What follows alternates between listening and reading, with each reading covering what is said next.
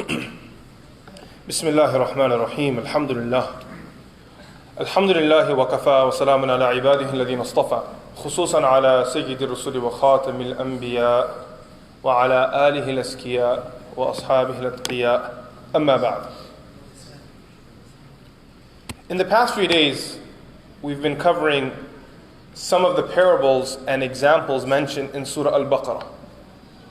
And by now you may have noticed the common theme in these examples was to do with giving in the path of Allah subhanahu wa ta'ala. Now, Allah subhanahu wa ta'ala, He mentions alongside these parables, and keep in mind that we aren't going through every parable in the Quran in this class, we're just selecting some. Allah subhanahu wa ta'ala first mentioned the virtue of the one who gives. Then Allah subhanahu wa ta'ala mentioned the virtue of one, the example of one who gives insincerely. Then He mentioned the example of the one who gives sincerely for the cause of Allah subhanahu wa ta'ala. Today in verse number 275, we examine another example given by Allah Azza wa Jal.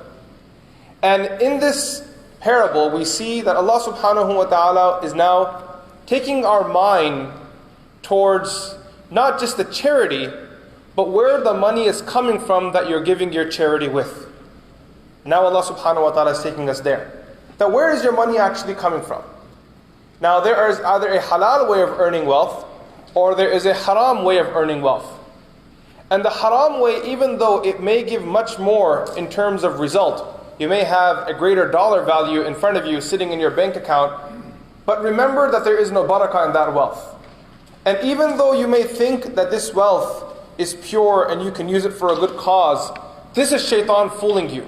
That if I have more wealth, I can contribute and give to the poor, I can contribute to build a masjid, I can give to the orphans across the world. But know that Allah subhanahu wa ta'ala has no interest. He does not want a person's wealth that's impure. The ends do not justify the means in Sharia. In Sharia, the means matters, and it matters greatly. Therefore, in verse number 275, Allah subhanahu wa ta'ala says, الَّذِينَ يَأْكُلُونَ الرِّبَى. Those people who consume, who eat riba. Riba in the Arabic language means az-ziyadatu mutlaqan. It means any sort of increment, anything that's increased, you call this riba. Now, even though that's what it means linguistically, in Sharia it has a more fine-tuned definition.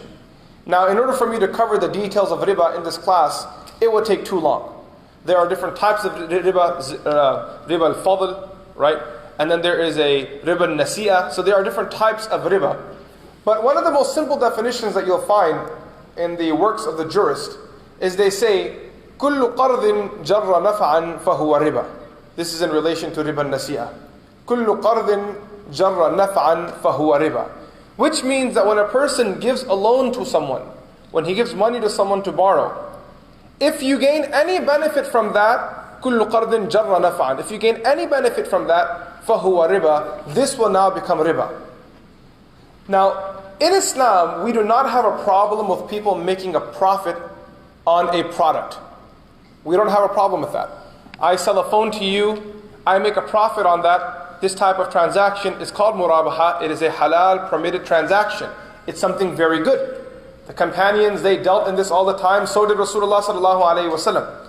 But the thing is that these people made profit off of a service, or they made profit off of a product. If you aren't offering either of these two, then it's no longer jaiz for you to make profit.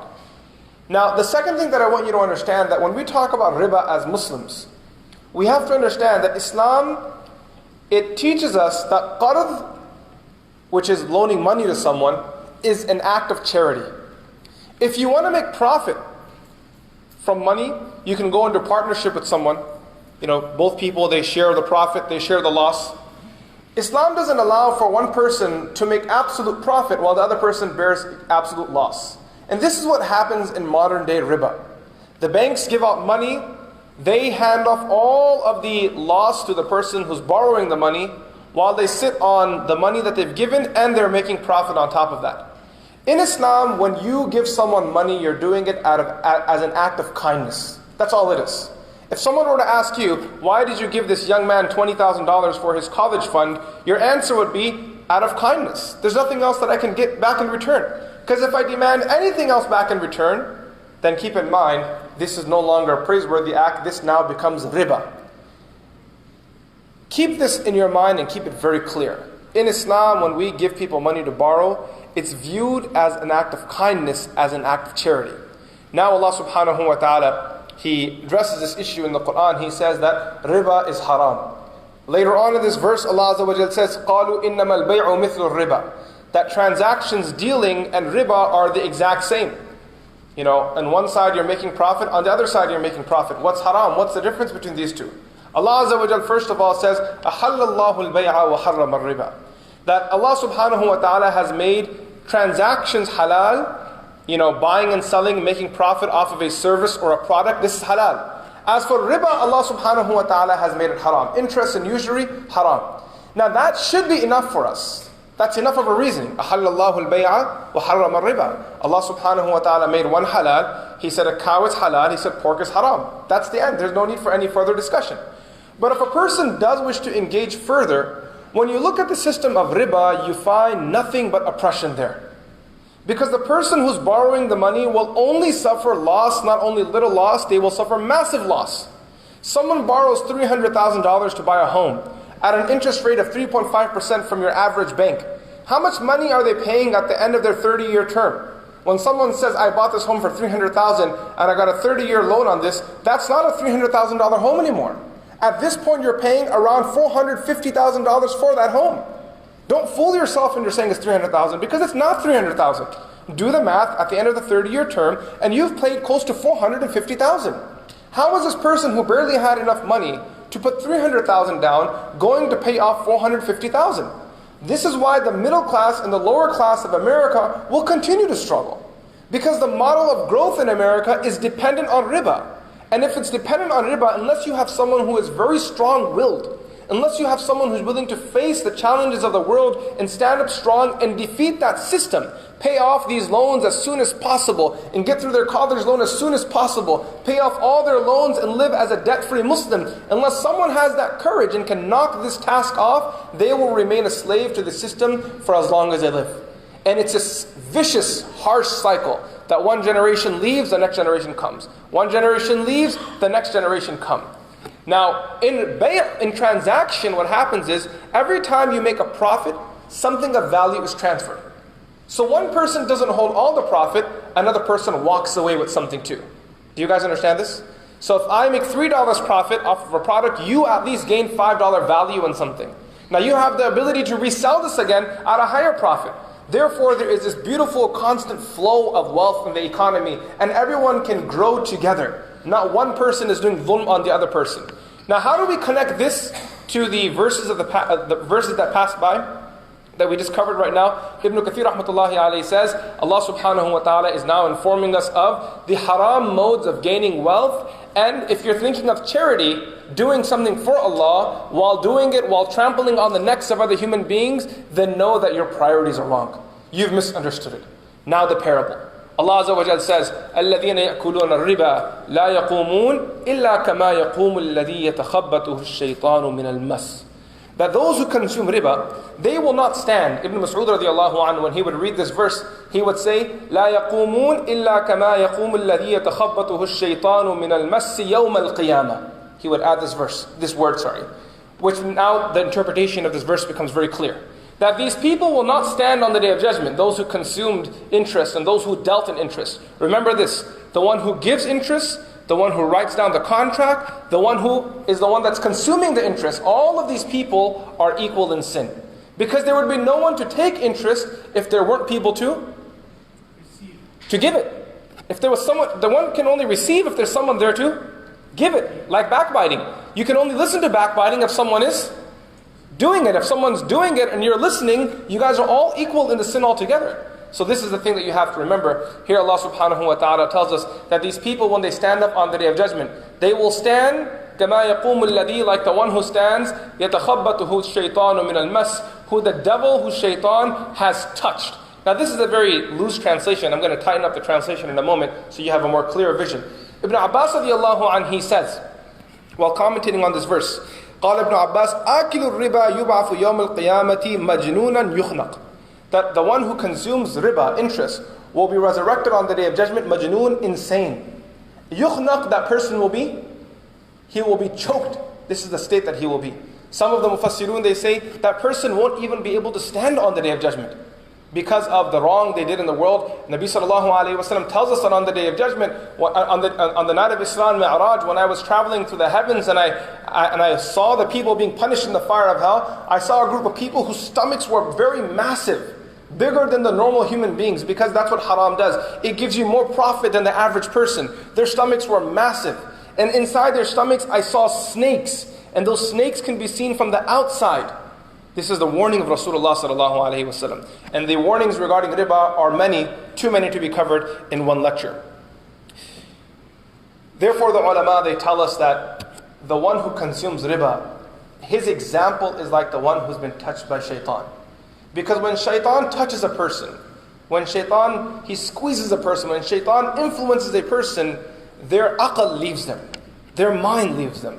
They stop thinking clear. If you were to sit with a person and ask him that there's someone that's struggling, does it make sense for you to make their life even more difficult? They will say that doesn't make any sense at all. But when shaitan touches someone, and keep in mind, shaitan, there are different types of shayateen. Keep this in mind too. So Allah subhanahu wa ta'ala created the insan, the human being, and then the jinn, which is the unseen creation made from the fire of hell. From the insan and jinnat, there are those who transgress excessively. And these people in the Quran are referred to shayateen al-insi wal-jinn. That they are, some of them come in the form of human beings, and some of them come in the form of jinn. Now generally when the Quran uses the word shaitan, it's referring to those, that creation, the jinn, that we cannot see, which transgresses and causes us to deviate from doing the right thing. Now, another point I just want to mention while we're here, and then we'll close off. That believing in the jinn is from the issues of our iman. You know, the jinn in its creation is a creation that cannot be seen by the eye. And that's why the scholars, they say that a believer, a Muslim, will believe in malaika, even though you may not be able to see them. We will believe in the jinn even though we cannot see them. Allah subhanahu wa ta'ala has hid some affairs from the eyes of the human being. And this is where our iman comes in. We believe in this creation of Allah because they are mentioned in the Quran, and there is no truth that is greater than the truth of the Quran. That's the end of that story. There are ways for us to protect ourselves, which are also mentioned in the Quran and taught to us by the hadith of Rasulullah sallallahu alaihi wasallam, from dealing with shayateen, evil jinn. Here Allah Azza wa Jalla tells us that الَّذِينَ يَأْكُلُونَ الرِّبَى, those who consume interest, لَا يَقُومُونَ, they cannot stand on the Day of Judgment, إِلَّا كَمَا يَقُومُ الَّذِي يَتَخَبَّطُهُ الشَّيْطَانُ مِنَ الْمَسِّ, except for like the one who stands on the Day of Judgment having been beaten by shaitan into insanity. ذَلِكَ بِأَنَّهُمْ قَالُوا, and that was because they said, إِنَّمَا الْبَيْعُ مِثْلُ الرِّبَى, that transactions are just like, إِنَّمَا الْبَيْعُ, that transaction and riba, interest are the same. وَأَحَلَّ اللَّهُ الْبَيْعَ, Allah subhanahu wa ta'ala has permitted trade. وَحَرَّمَ الرِّبَى, and He prohibited riba. فَمَنْ جَاءَهُ مَوْعِظَةٌ مِّن رَبِّهِ فَانْتَهَى فَلَهُ مَا سَلَفَ, whoever has received the advice from Allah, an admonition from Allah subhanahu wa ta'ala, and therefore they stopped. They heard the verses of the Quran and they said, I won't do this anymore. I'm going to divest from my haram investments. I'm going to divest from my haram transactions. فَانْتَهَا فَلَهُ مَا سَلَفَ, Allah says that I'm willing to forgive your past. Whatever you did in the past in terms of your haram transactions, فَلَهُ مَا سَلَفَ, I will forgive that. وَأَمْرُهُ إِلَى اللَّهِ, that person's affairs should be left to Allah. وَمَنْ عَادَ, however, whoever continues, whoever persists, فَأُولَٰئِكَ أَصْحَابُ النَّارِ, then these people are the people of the fire of hell. They are the companions of the fire. هُمْ فِيهَا خَالِدُونَ, they will remain therein forever. We pray that Allah subhanahu wa ta'ala protects us from dealing in riba. In this verse, Allah gives the example. Those who deal in riba, they aren't dealing in riba because they have sight from Allah. They are like the people that have been touched by shaitan. And when a person is touched by the devil, they become majnoon. They become crazy. They don't think straight. They're just doing what they're doing without purpose, without proper thought. May Allah subhanahu wa ta'ala save us from being from such people. Wa sallallahu ta'ala ala Sayyidina Muhammad. Assalamu alaikum wa rahmatullahi ta'ala wa barakatuh.